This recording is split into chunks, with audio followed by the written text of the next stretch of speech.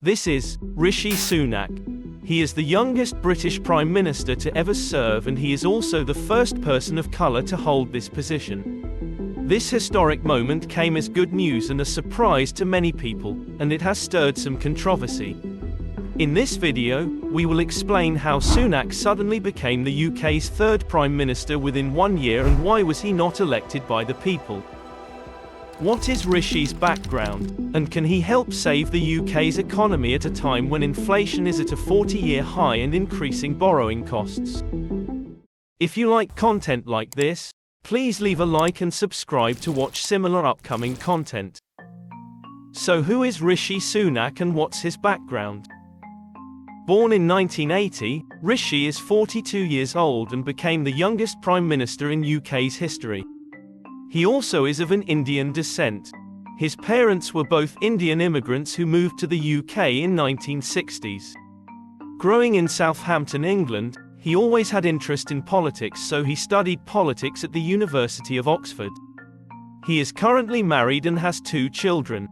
He is one of the richest politicians in the UK with a combined net worth of £730 million. In terms of his career, Rishi started working as a banker at Goldman Sachs after university and then as a partner at a hedge fund. His journey in politics really took off when he was elected to the House of Commons in 2015. Rishi was one of the MPs that strongly supported Boris Johnson during his election campaign. As a result of his loyalty, Boris Johnson appointed Rishi Sunak to become the UK's Chief Secretary to the Treasury in 2019. Which is the second most senior position at the UK Treasury. Then in 2020, he was promoted to the most senior position at the Treasury to become the Chancellor of the Exchequer. As the Treasury's Chancellor, he was responsible of reviewing the country's expenditures and set fiscal budgets.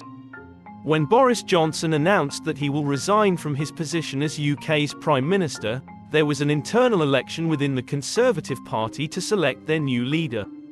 In July of 2022, Rishi announced that he is running for leadership of the Conservative Party. Some viewed this move as a stab at Boris Johnson's back, since Boris was the one that brought him up the ranks and Rishi was looking to overtake the party's leadership from Boris.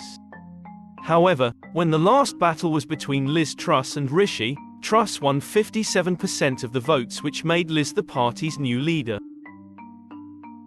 But how did Rishi become the UK's third Prime Minister within 1 year?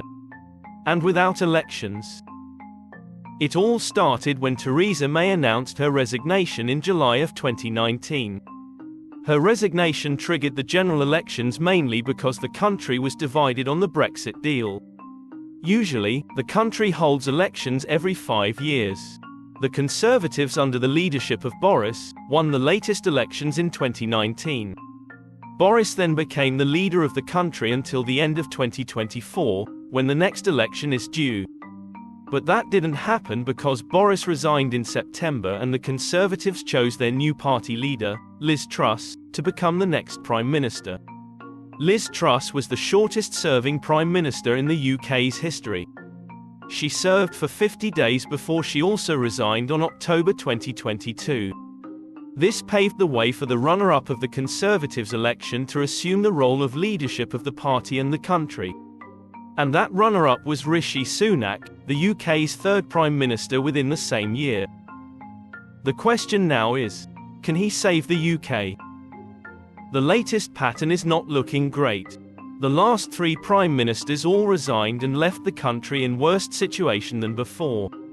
Brexit, COVID, and inflation are some of the major hits the UK has endured in the last few years. Rishi has a significant task here.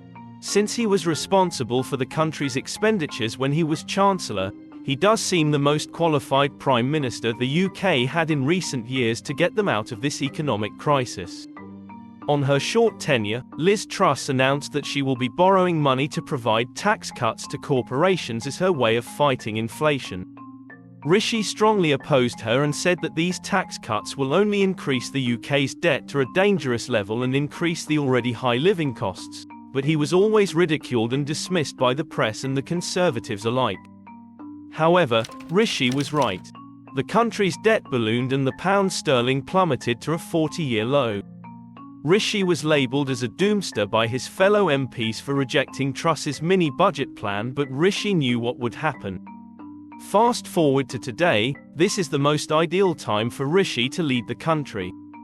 The UK's economy and currency are crashing, and all Rishi can do is blame what happened so far on Boris and Liz and then try controlling the inflation. In conclusion, the UK is going through one of its darkest periods. 3 PMs, Theresa May, Boris Johnson, and Liz Truss, resigned and gave up. Rishi now has the chance to fix their mistakes until the next general election is held in the UK. Rishi doesn't currently have the people's confidence.